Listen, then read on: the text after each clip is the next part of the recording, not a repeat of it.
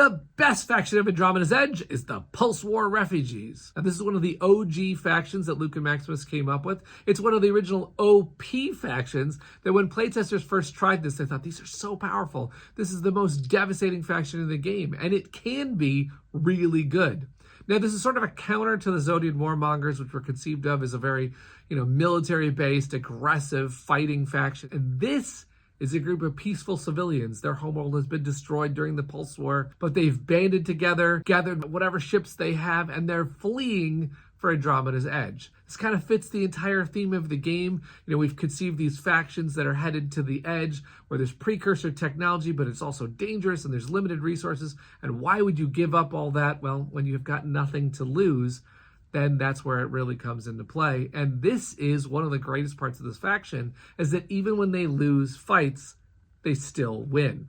Your first power is actually that you're desperate. But what you're desperate for, as it turns out, is cards. Tactics cards are like the secret sauce of this game. They're so powerful, they're so good. And mechanically what happens is that the Pulsar Refugees, if you're ever below 3 cards at the start of your turn, you're going to draw another card. Now, this helps new players and old players alike because you tend to get really focused on holding and hoarding those tactics cards and waiting till the perfect moment to play one. But the Pulsar Refugees are going to be incentivized to play those cards, to move through that deck, to see what happens, to try moves out, to not feel so bad if you have to spend a card and spend a card and spend a card because you're going to get more cards. It becomes really powerful and you're going to see a lot of the actions of this game. Now, the second thing they are is undaunted.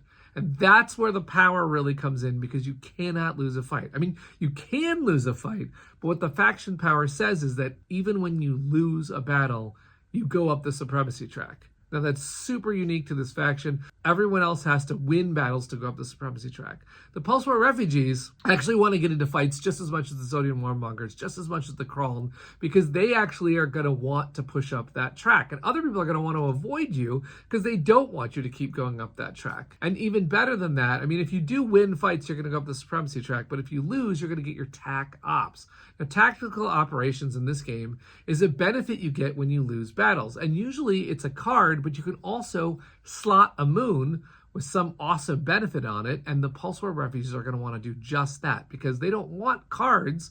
That's already being taken care of by their desperate power. What you want to do is get a really good moon with, say, a repair on it or a VP or a double resource, and then you're going to want to cause fights and possibly lose all of them because you're still going to go up the supremacy track and you're still going to get your TAC ops, and it's extremely powerful to have that many resources at your disposal just for getting yourself into fights. Now, the special ship that the Pulsar Refugees have is called the MARILLION, and that gives you another way to get supremacy, because what it says is that during diplomacy, you can spend an energy to jump the ship out of range, out of the active region, and get out of combat, and get a supremacy. So that's a third way that you can go up that track. You can win, you can lose, or you can run away.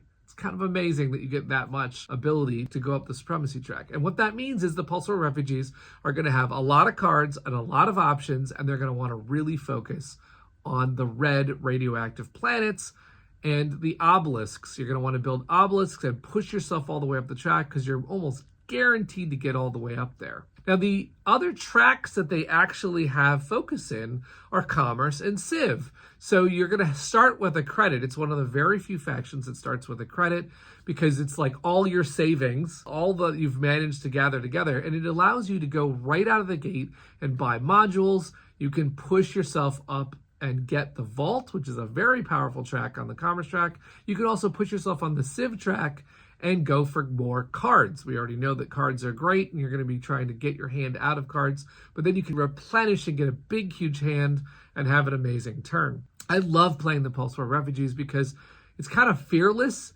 You're undaunted, you're desperate, you don't care, you just want to get into fights. People are going to try and avoid you because you're going to mix it up all the time. You're not scared to do so.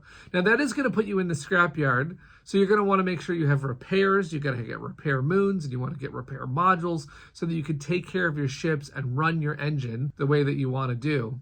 I absolutely love playing this faction. I think it's a very easy faction to get in this game. It's also a very satisfying faction because you can have bad dice luck and it doesn't matter. You're the Pulsewar Refugees. You're used to bad dice luck, but you're going to have a lot of fun dominating the edge through card play and win or lose or flee, you have it covered.